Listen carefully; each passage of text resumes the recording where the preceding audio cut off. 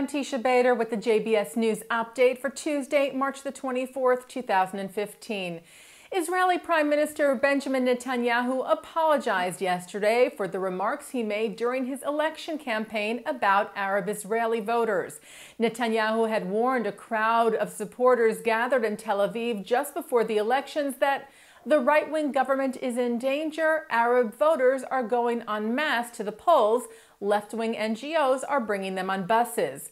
The remarks were criticized by the Obama administration, who said they were deeply concerned about rhetoric that, quote, seeks to marginalize Israeli citizens.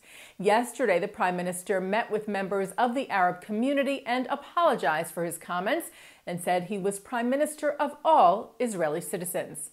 Netanyahu said, "I see all Israeli citizens as partners in the building of a thriving and secure Israel for all Israeli citizens." The Joint Arab List Party rejected Netanyahu's apology, calling it empty words. White House spokesman Josh Earnest said that while he had not heard the apology, the acknowledgement seemed appropriate.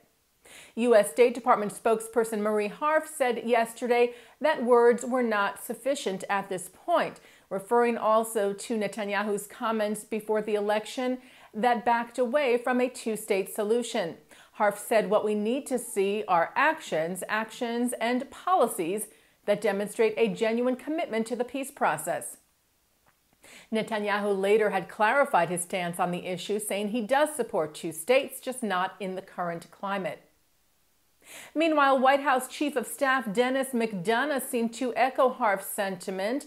McDonough spoke yesterday at the national conference of left-leaning organization J Street, where he said that Netanyahu's pre-election remarks seemingly rejecting two states were very troubling and could not be ignored. McDonough also called for an end to Israel's, quote, occupation of the West Bank. At the same time, the Chief of Staff reiterated the U.S.'s bond with Israel. He said no matter who leads Israel, America's commitment to Israel's security will never waver. The Anti-Defamation League welcomed Netanyahu's apology to Israeli Arabs. National Director Abe Foxman said while he did not believe the Prime Minister's initial remarks were intended to be racist, his comments, quote, left questions in people's minds about how the Arab community is viewed by Israel's leadership and their place in Israeli society.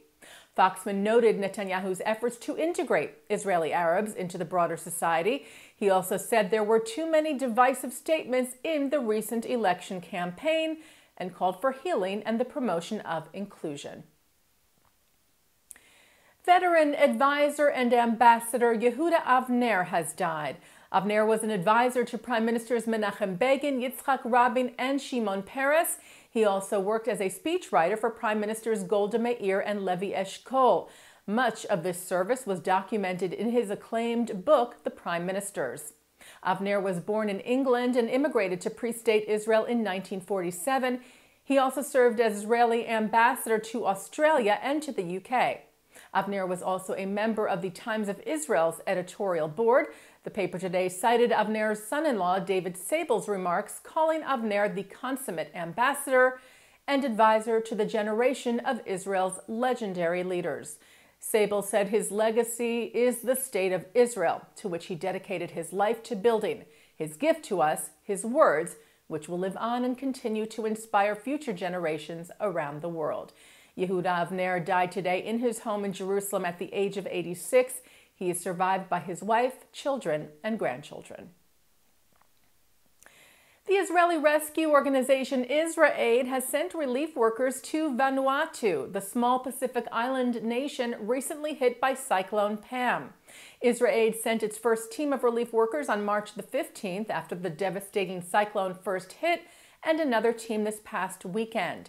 The American Jewish Committee announced a grant last week to support the humanitarian assistance and medical relief. The Simon Wiesenthal Center's exhibition People Book Land, the 3,500-year relationship of the Jewish people to the Holy Land, has opened at the United Nations headquarters in New York City. It is co-sponsored by the UN missions of Israel, the U.S., and Canada, and curated by Professor Robert Wistrich of the Wiesenthal Center in partnership with the United Nations Educational, Scientific, and Cultural Organization. It includes 25 illustrated panels depicting the history of the Jewish people from biblical times through present day. U.S. Ambassador to the UN Samantha Power said the exhibit was important not only because of its content, but because of what it means for it to be shown at the UN. And turning now to our programming for tonight, Tuesday, March the 24th, at 7:35, IDF soldiers shared their experience serving in Operation Protective Edge from the FIDF Gala in Stamford, Connecticut.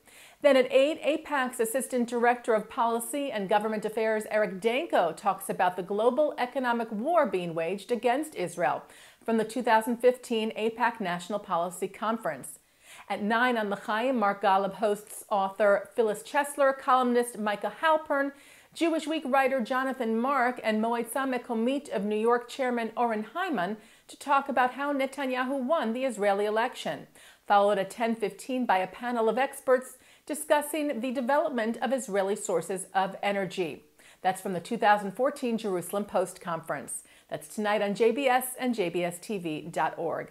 And that's the JBS News Update for Tuesday, March the 24th, 2015. I'm Teisha Bader.